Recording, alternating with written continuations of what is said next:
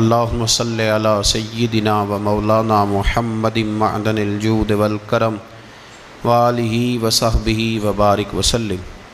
حمد و صلاۃ کے بعد عزیز دوستو، بزرگوں اور بھائیوں، قرآن مجید فرقان حمید میں سورہ قصص کے اندر اللہ تعالیٰ نے فرمایا تلک الدار الآخرۃ نجعلها للذین لا یریدون علوا فی الارض ولا فسادا۔ فرمایا یہ آخرت کا گھر ہے۔ ایک دنیا میں انسان کا گھر ہوتا ہے، ایک آخرت کا گھر ہے۔ فرمایا یہ آخرت کا گھر ہم نے ان لوگوں کے لیے بنایا ہے جو زمین میں نہ تکبر چاہتے ہیں اور نہ فساد پھیلاتے ہیں۔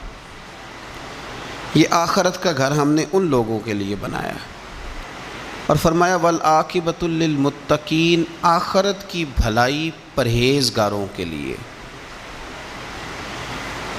جو لوگ نہ تو تکبر چاہتے ہیں نہ فساد کرتے ہیں، جو متقی بن کے اللہ سے ڈر کے وقت گزارتے ہیں، یہ آخرت کا گھر ہم نے ان لوگوں کے لیے بنایا۔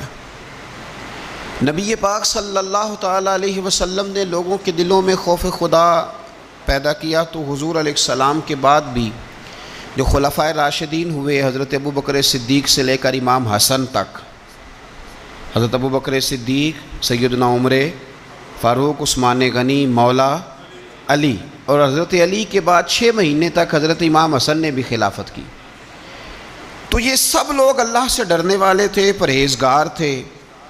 یہ وہی لوگ تھے جن لوگوں نے نہ تو اطراء زمین میں نہ تکبر کیا، نہ کوئی فساد کیا، وہی لوگ تھے۔ اس کے بعد پھر ملوکیت آ گئی اسلام کے اندر، بادشاہت آ گئی۔ حضرت امیر معاویہ رضی اللہ تعالیٰ عنہ پہلے بادشاہ ہیں اسلام کے، اور بعد میں جو لوگ ہوئے انہوں نے بادشاہت کی، خاندانوں کو نوازا، بڑے بڑے لوگوں کو وظیفے دیے، سیاسی چالیں بھی چلیں، بہت سارے جگہوں پہ فساد بھی ہوا، بڑے حالات خراب بھی ہوئے۔ لیکن اللہ تعالیٰ نے میرے نبی پاک علیہ السلام کے دین کو یہ کمال دیا ہے کہ یہ دین بھی موجود رہے گا اور اس پر ہمیشہ عمل کرنے والے بھی موجود رہیں گے۔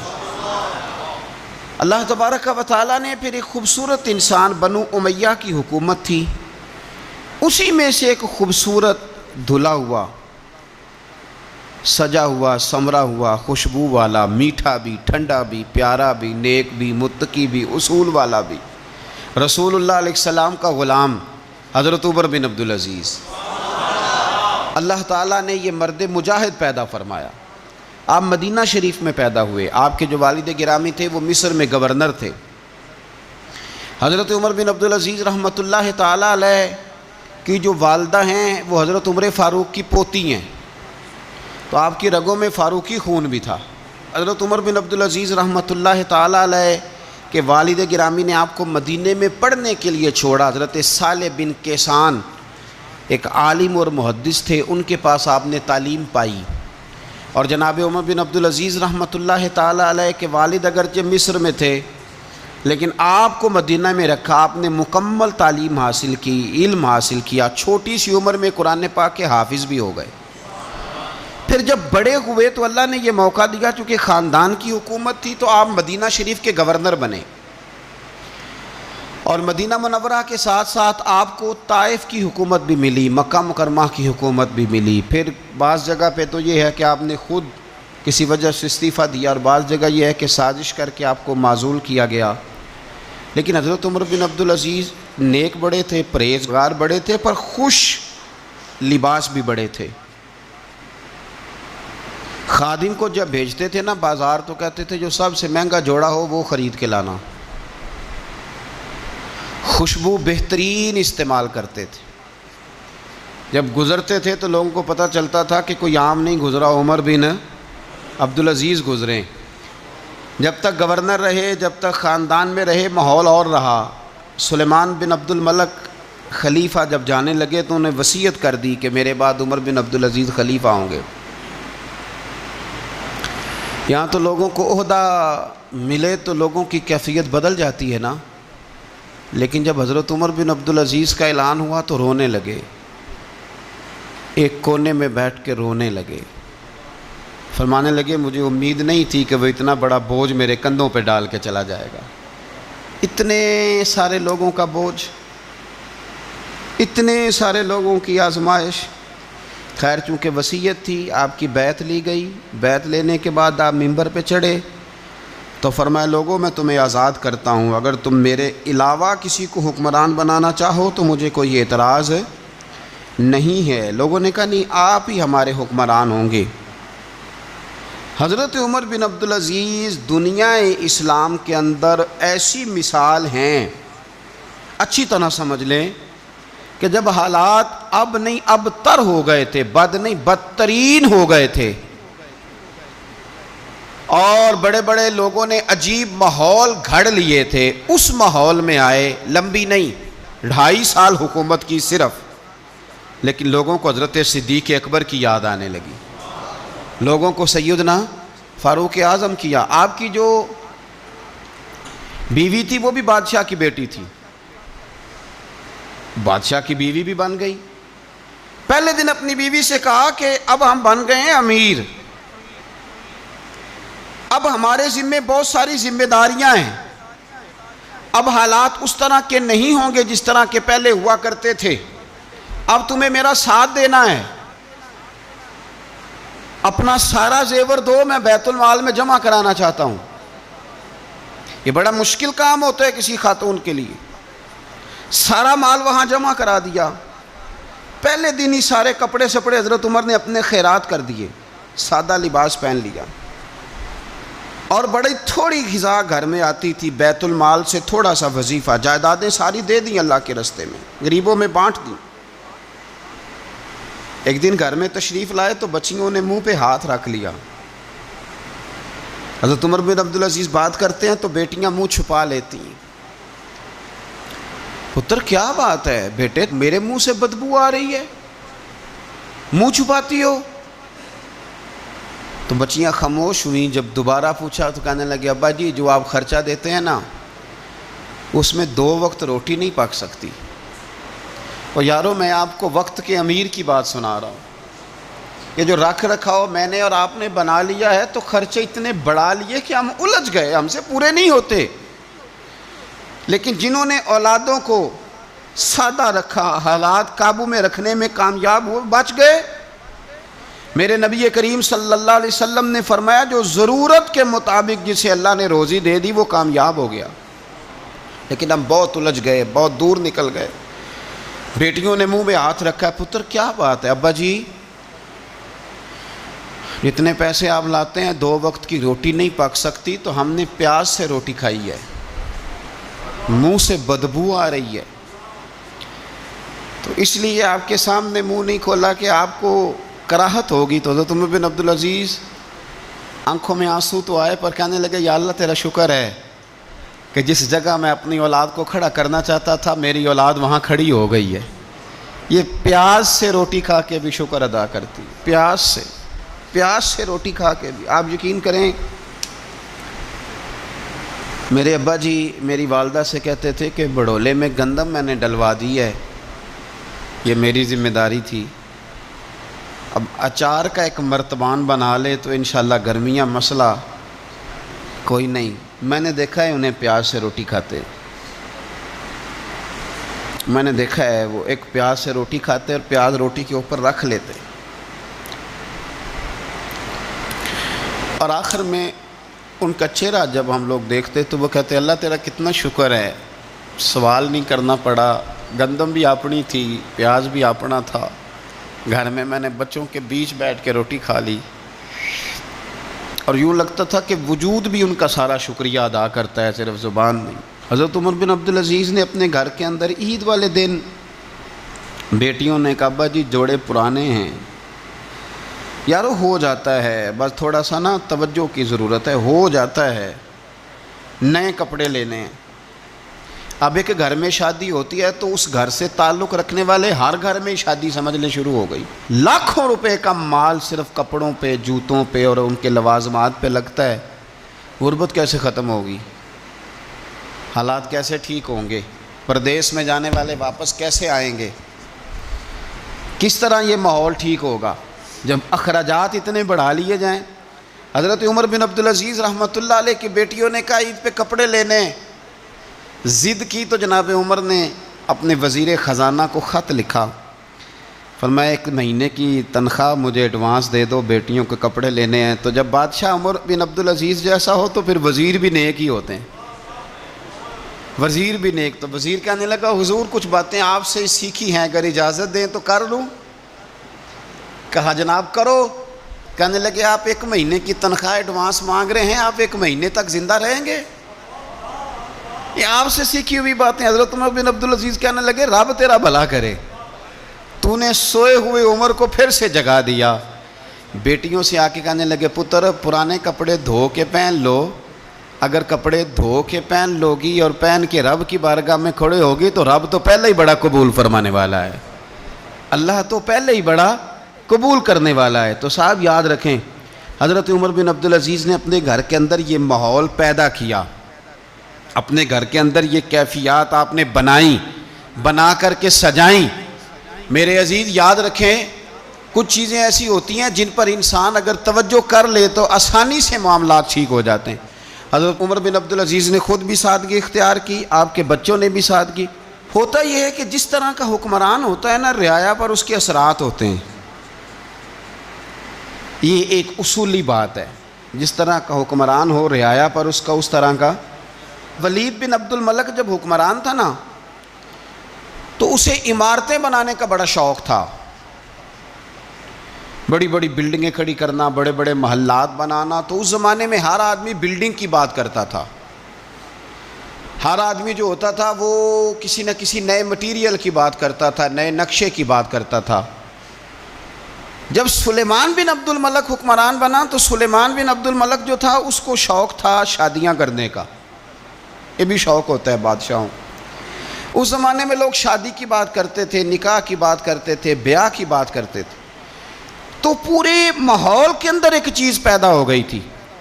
لیکن جب حضرت عمر بن عبدالعزیز کا زمانہ آیا تو وہ راتوں کو عبادت کرتے تھے، وہ وظائف پڑھتے تھے، وہ قرآن پاک کی تلاوت کرتے تھے، وہ اللہ کا ذکر کرتے تھے۔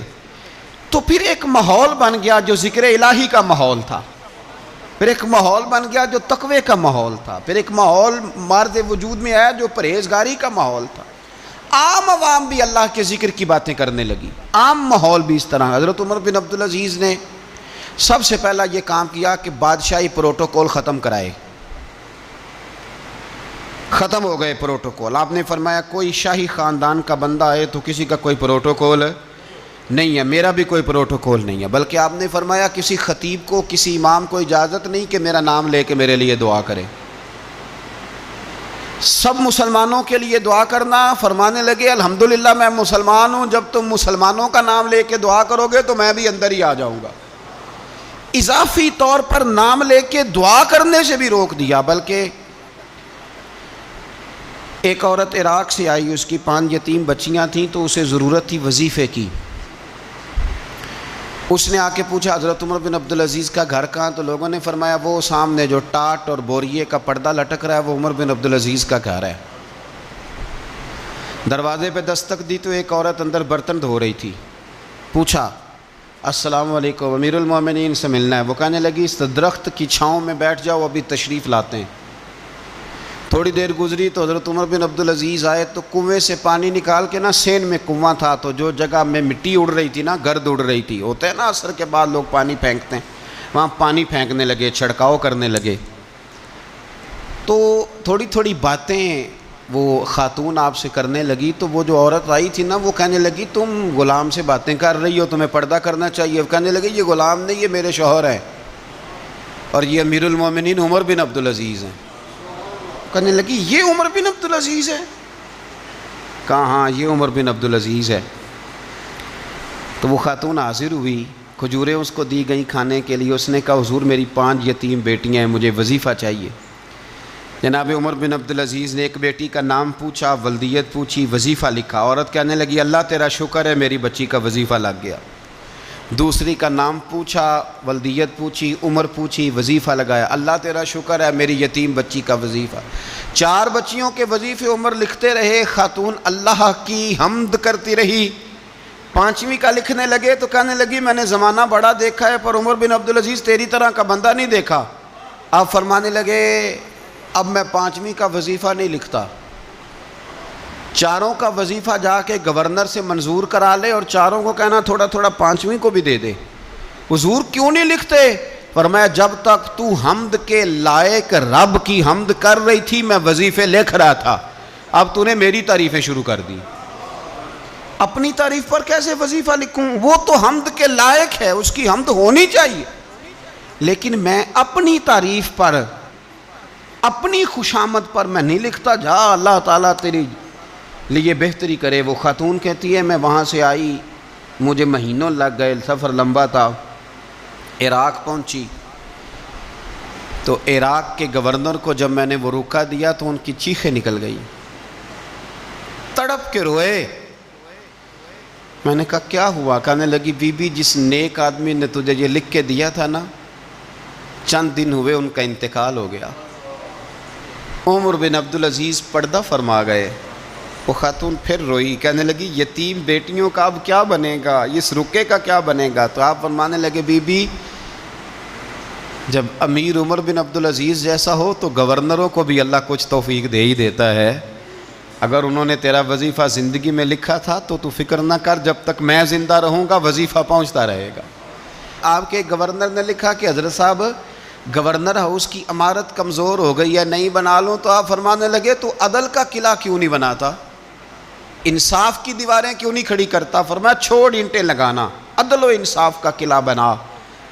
سب سے بڑی بات یہ تھی کہ بڑے پابند تھے صوم و صلات کے، دن کو تلاوت کرتے، رات کو عبادت کرتے، پنجگانہ نماز میں کھڑے ہوتے، اللہ کے خوف کی بات آتی تو چڑیا کی طرح پھڑ پھڑاتے، ڈرتے۔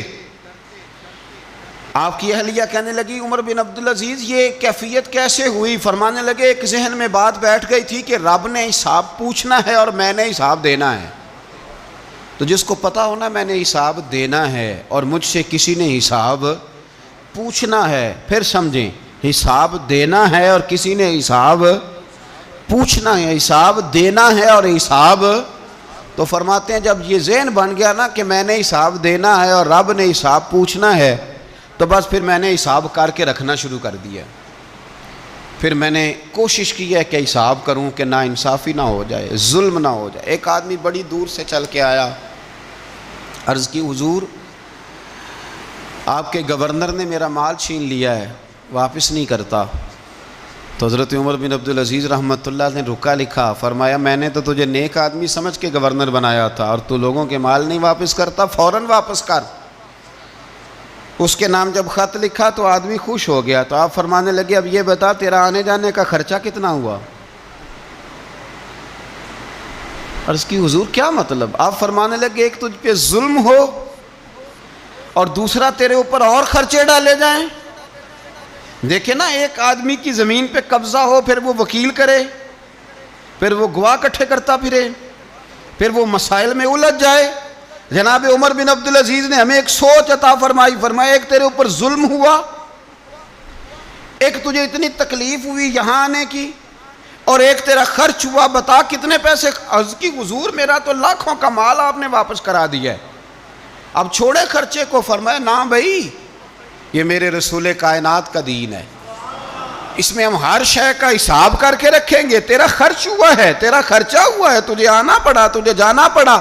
اور دنیا کے منصفوں، فیصلے کرنے والوں، تھوڑا خیال تو کرو کتنے لوگ ہیں جو رول گئے بیچارے رستوں میں کچہریوں کے، جو عدالتوں کے چکر لگا لگا کے تھک گئے، جن کی اولادیں تڑپ اٹھیں، مکان بک گئے، انہوں نے اپنے حقوق کیا لینے تھے، ان کی تو باقی چیزیں بھی چلی گئیں۔ فرمایا خرچہ بتا کتنا ہوا؟ عرض کی حضور 60 دینار تقریباً۔ فرمایا اسے مال خزانہ سے 60 دینار بھی دو۔ پھر فرمایا میری جیب سے اسے 50 اور دو تاکہ یہ آنے جانے میں مزید روٹی کھا سکے، گوشت کے ساتھ روٹی کھائے۔ اور پھر فرمایا معاف کر دینا، حکومت عمر بن عبدالعزیز کی تھی پر تجھے بڑی تکلیف اٹھانی پڑی، اذیت اٹھانی پڑی۔ یارو اس رنگ میں اس شخص نے حکومت کی، اس انداز میں، اور سب سے بڑھ کر بنو امیہ میں سے تھے، لیکن میرے رسول پاک کی اولاد سے جو پیار، حضور کی نسل سے کسی نے آپ کے سامنے کہہ دیا، امام جلال الدین سیوطی نے اس کو لکھا ہے، کسی نے عمر بن عبدالعزیز رضی اللہ تعالیٰ عنہ کے سامنے کہہ دیا یزید امیر المومنین تھا، مومنوں کا امیر تھا، فرمایا پکڑو اس بدذات کو 20 کوڑے مارو، پکڑو اس نالائق کو، اسے 20 کوڑے مارو، یہ نبی پاک کے خاندان کے قاتل کو امیر المومنین کہتا ہے۔ یہ فتویٰ جناب عمر کا۔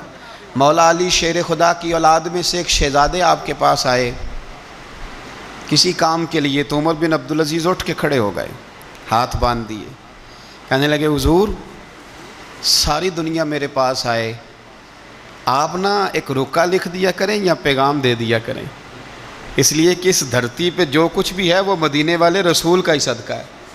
حضور کی اولاد سے پیار، نبی پاک صلی اللہ علیہ وسلم کے خاندان کے ساتھ محبت، حضرت عمر بن عبدالعزیز نے فلاح عامہ کے کام کرائے، بڑے بڑے سرائے بنائے، لوگوں کے ٹھہرانے کا بندوبست کیا، وظائف دیے غریبوں کو، مساجد بنائیں، مدارس بنائے، آپ کو مجدد کہا جاتا ہے، نئے سرے سے تجدید کی، علماء سے پیار کیا، صدقات و خیرات کا ایک ایسا ماحول دنیا کے اندر بنایا کہ لوگ کہتے ہیں کہ ہم زکوٰۃ دینے کے لیے بندہ تلاش کرتے تھے، پر جناب عمر بن عبدالعزیز کے زمانے میں کوئی زکوٰۃ لینے والا میسر نہیں آتا تھا۔ ایک شخص ملا تو لوگوں نے اس کو اتنی زکوٰۃ دی، اتنی زکوٰۃ دی، اتنی زکوٰۃ دی، لوگ خوشحال ہو گئے، اتنی زکوٰۃ دی کہ اگلے سال وہ خود زکوٰۃ دے رہا تھا۔ حضرت عمر بن عبدالعزیز نے ایسا ماحول بنا کے لوگوں کو دیا، اس طرح کی نوعیت آپ نے لوگوں کو دی کہ خوشحالی نظر آنے لگی، ذمیوں کے، غیر مسلموں کے حقوق کا بھی تحفظ فرمایا۔ 39 سال عمر پائی، صرف نمازیں بھی پڑھ گئے، صدقے بھی دے گئے، عبادتیں بھی کر گئے، 2.5 سال حکومت بھی کر گئے، اللہ رسول کو راضی بھی کر گئے۔ عمر پائی 39، پورے 40 نہیں، 39 سال عمر پائی، اتنا کچھ کر گئے۔ ہم تو بھی انتظار میں رہتے ہیں، ہم تو بھی انتظار میں اٹھ فریدہ ستیا تے داڑھی آ گیا ہی پور، اٹھ فریدہ، یہ ستیا کا مطلب بابا جی نے غفلت بیان کیا ہے، اس کا مطلب یہ نہیں کہ سچی مچی سویا ہوا تھا، کہتے تو غافل ہے، اٹھ فریدہ ستیا داڑھی آ گیا ہی پور، اور اگا نیڑے آ گیا ہی، پچھا رہ گیا ہی دور۔ 40 سال کی عمر میں آپ کو زہر دے دیا گیا، کچھ لوگوں کو برداشت نہیں نہ ہوا۔ ایک شخص آیا رکا لے کے، اس نے کہا حضور پچھلا خلیفہ میرے نام 20,000 دینار لکھ گیا ہے، پر وہ فوت ہو گیا ہے، تو آپ یہ رکا ہے، مجھے 20,000 دینار دے دیں۔ آپ فرمانے لگے سنبھال کے رکھ، شاید میرے بعد والا دے دے، رکا سنبھال کے رکھ، پر مجھ سے نہ امید رکھنا 20,000 دینار تو میں 20,000 گھر میں دوں گا اور 20,000 چولہے جلاؤں گا، میں ایک آدمی کو اتنا امیر کر دوں اور باقی لوگ دیکھتے رہے۔ آپ کو زہر دے دیا گیا، بیمار رہے، بچوں کو بلایا، فرمایا بیٹا میں جہنم سے ڈر گیا تھا، تمہارے لیے مال نہیں جمع کر سکا، بزدل نکلا، شدید علیل ہو گئے۔ وہ جو آیت میں نے پڑھی ہے نا، آپ کی اہلیہ کہتی ہیں کہ آخری وقت آپ کی زبان پر وہ آیت جاری ہوئی، تلک الدار الآخرۃ نجعلھا للذین لا یریدون علوا فی الارض ولا فسادا والعاقبۃ للمتقین۔ فرمایا یہ آخرت کا گھر ہے، ان لوگوں کو ملے گا جو نہ زمین میں تکبر کرتے ہیں نہ فساد چاہتے ہیں۔ یہ آیت پڑھی اور روح پرواز کر گئی۔ مرنے سے پہلے، وصال سے پہلے 10 دینار یا 20 دینار دے کے اپنے بیٹے کو بھیجا، فرمایا گاؤں میں جاؤ اور میرے لیے زمین خریدو قبر کے لیے، اور اگر گاؤں والے خوشی سے دے دیں تو خریدنا، اور اگر انہیں دقت ہو تو انہیں تنگ نہ کرنا۔ 10 دینار کی زمین خریدنے کے لیے جب بیٹا جانے لگا تو اس نے کہا حضور کچھ لوگوں کی خواہش ہے کہ آپ کا جسد خاکی مدینے لے جایا جائے اور نبی پاک علیہ السلام کے پہلو میں آپ کو دفن کیا جائے۔ آپ فرمانے لگے پتر میں اس قابل نہیں ہوں کہ حضور کے ساتھ دفن کیا جائے، نہ میں اس قابل نہیں ہوں، اس طرح کرنا، میرے پاس حضور کے کچھ ناخن اور بال ہیں، جب میرا انتقال ہو جائے تو میری قبر میں رکھ دینا۔ اور پھر حضرت عمر بن عبدالعزیز نے فرمایا مجھے نہ سستا کفن دینا 2 دینار کا، اس سے زیادہ کفن نہ دینا، 2 دینار کا کفن۔ حضور آپ کا مال ہے کچھ پڑا ہوا تو اس میں سے اچھا کپڑا خریدا جا سکتا ہے، فرمایا نہ بھائی 2 دینار کا کفن خریدنا، حضور کیوں؟ فرمایا اس لیے کہ اگر میں نیک ہوا تو اللہ مجھے جنت کا لباس عطا فرما دے گا، اگر میں بد ہوا تو یہ بھی تو پھٹ ہی جائے گا، چیر دیا جائے گا، قبر توڑ دے گی پسلیاں، لہٰذا مجھے مہنگا کفن نہ دینا۔ 2 دینار کا۔ آپ کے وصال سے کچھ عرصہ پہلے نا آپ نے ایک قاصد بھیجا، روم کے بادشاہ کے پاس وہ گیا تو وہاں اس نے ایک عجیب منظر دیکھا کہ وہاں ایک حافظ قرآن نابینا آدمی قید ہے، اس کی آنکھیں موجود نہیں ہیں اور وہ چکی چلاتا ہے، آٹا پیستا ہے۔ اس قاصد نے اسے پوچھا تو یہاں کب سے ہے اور یہ تیرے ساتھ معاملہ کیسے ہوا؟ تو وہ کہنے لگا مجھے انہوں نے گرفتار کر لیا، پھر مجھے کہنے لگے عیسائی ہو جا، میں نے انکار کیا تو انہوں نے میری آنکھیں نکال دی۔ اب میں صبح و شام یہ تھوڑا سا کام کرتا ہوں، چکی پیستا ہوں تو روٹی دے دیتے ہیں۔ وہ قاصد حضرت عمر بن عبدالعزیز کے پاس آیا اور آ کے کہا حضور ایک اس طرح کا مسلمان روم کے بادشاہ کے پاس قید ہے، ایک مسلمان کی تکلیف۔ حضرت عمر بن عبدالعزیز نے جب سنا تو رو پڑے، فرمایا وہ قید ہے اور وہاں قید ہے اور ہم یہاں آرام سے بیٹھے ہیں۔ فوراً رکا لکھا قاصد سے کہنے لگے واپس جا، روم کے بادشاہ کو جا کے کہہ کہ اس نابینا قیدی کو فوراً آزاد کرے، ورنہ میں ایک ایسا لشکر بھیجوں گا کہ اتنا بڑا لشکر بھیجوں گا کہ اس کا پہلا آدمی تیرے پاس ہوگا اور آخری میرے پاس ہوگا، اور تجھے پھر وہ بندہ چھوڑنا پڑے گا، تو ابھی چھوڑ دے، میں تجھے پیغام دے رہا ہوں۔ وہ قاصد کہتا ہے جب میں رکا لے کے پہنچا، ظاہر ہے بڑا لمبا سفر ہوتا تھا، آنے جانے میں مہینوں بھی لگ جاتے تھے۔ کہتے ہیں میں نے رکا دیا تو اس نے پڑھا، کہنے لگا میری طرف دیکھ کے رکا میں نے پڑھ لیا ہے، علماء کو جانتے ہیں، تاجر تاجروں کو جانتے ہیں، تو بادشاہ بھی بادشاہوں کو جانتے ہیں۔ فرمایا تم مسلمان ہو، میں نہیں ہوں، پر اتنی تم اس درویش کی قدر کرتے ہو، میں تم سب سے بڑھ کر قدر کرتا ہوں۔ میں اس بندے کو لشکر لے کے آنے کی تکلیف نہیں دوں گا، میں ویسے ہی قیدی آزاد کرنے لگا، تم لے جاؤ۔ کہتے ہیں مجھے چند دن وہاں رہنا پڑا، کچھ لوازمات تھے جن کے لیے رکنا پڑا۔ ایک دن میں شاہ روم کے دربار میں گیا تو وہ تخت سے نیچے اتر کے رو رہا تھا اور اس کی ہچکی بندھی تھی اور اس کے سینے سے آواز نکل رہی تھی۔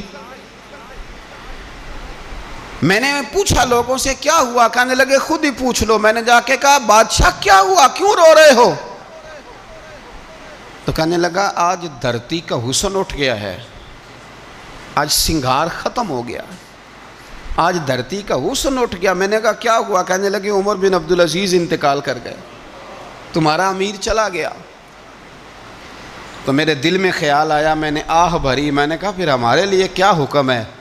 تو فرمانے لگے وہ چلتا پھرتا راہب تھا، لوگوں کے پاس کچھ نہیں ہوتا تو وہ فقیر ہوتے ہیں، پر اس کے قدموں میں تو خزانے تھے، پر وہ پھر بھی فقیر تھا۔ فرمایا اس کا حکم اگر میں زندگی میں مانتا تھا تو مرنے کے بعد بھی بات مانی جائے گی، تمہارا قیدی بھی تمہیں واپس کیا جائے گا اور عمر بن عبدالعزیز کی بات بھی سنی جائے گی۔ کسی نے حضرت عبداللہ ابن مبارک سے کہا آپ بڑے زاہد ہیں، آپ نے دنیا چھوڑ دی۔ فرمایا میں تو عالم فاضل ہو کے زاہد ہوں، زاہد تو اصل میں عمر بن عبدالعزیز تھے جو بادشاہ ہو کے زاہد تھے۔ مالک بن دینار بھی کہتے تھے وہ بادشاہ ہو کے زاہد ہیں۔ ان کا انتقال ہوا تو خواجہ حسن بصری فرمانے لگے آج دنیا سے بہترین آدمی چلا گیا۔ حضرت سیدنا امام احمد بن حنبل فرمایا کرتے تھے جو عمر بن عبدالعزیز کا ذکر کرے رب تو اس پر بھی رحمت نازل فرمائے گا۔ ارے یہ تو وہ شخص ہے کہ جب تک موجود تھا تو حسن موجود تھا، اور آج بھی ان کا ذکر کریں تو اللہ دلوں میں نور پیدا کر دیتا ہے۔ حضرت عمر بن عبدالعزیز رحمۃ اللہ علیہ تو وہ نیک آدمی تھے کہ ایک شخص آپ سے گفتگو کر رہا تھا، سرکاری بات چیت ہو رہی تھی تو چراغ بھی سرکاری جل رہا تھا۔ اس نے پوچھا حضور چلے سرکاری بات تو ختم ہوئی، طبیعت کیسی، حال کیا؟ فرمایا ٹھہر جو، ایک چراغ بند کر کے دوسرا جلا لیا۔ اس نے کہا حضور یہ کیا؟ آپ فرمانے لگے وہ سرکاری چراغ تھا، یہ میرا ذاتی ہے۔ جس شخص نے اتنی باریک بینی کے ساتھ تقوی اختیار کیا ہو، نبی پاک سے اتنی محبت کی ہو، دعا کرتے ہیں اللہ ان پہ کروڑوں رحمتیں فرمائے، اللہ ان پہ بے حساب برکتوں کا نزول فرمائے۔ دو باتیں حضرت عمر بن عبدالعزیز کی زندگی میں ہمیشہ غالب رہی۔ ایک تو دنیا ہونے کے باوجود دنیا سے دل نہیں لگا. یہ دو باتیں آپ نے یاد رکھنی. دل نہیں لگایا دنیا سے. مال تھا، دولت تھی، پر وہ اس چکر میں نہیں پڑے کہ یہ مہنگا جوڑا میرے گھر کیوں نہیں، یہ اعلیٰ کار کیوں نہیں، اب یہ والا میں نے گھر. ایک اینٹ پر دوسری اینٹ نہیں رکھی ساری زندگی، چونکہ وہ سمجھتے تھے زندگی مختصر ہے تو 40 سال کی زندگی میں ہی کمال کر گئے. اور دوسرا، حضرت عمر بن عبدالعزیز نے ہر وقت ایک چیز اپنے ذہن میں رکھی کہ مجھے اللہ کے سامنے کھڑے ہونا ہے. اور وَلِمَنْ خَافَ مَقَامَ رَبِّهِ جَنَّتَانِ، جو رب کے سامنے کھڑے ہونے سے ڈرتا ہے رب اسے 2 جنتیں عطا کرتا ہے. تو لہٰذا یہ 2 باتیں ہمیشہ ذہن میں رکھیں. یہ اتنا بناؤ سنگار، ہر وقت اپنے آپ کو سجانا، گھر سنوانا، گاڑی، یہ وہ، اتنا اس چکر میں نہ پڑیں. اور دوسرا ایک ذہن بنائیں کہ دنیا سے ہم لوگوں کو جانا ہے. آخر دعوانا ان الحمدللہ رب العالمین.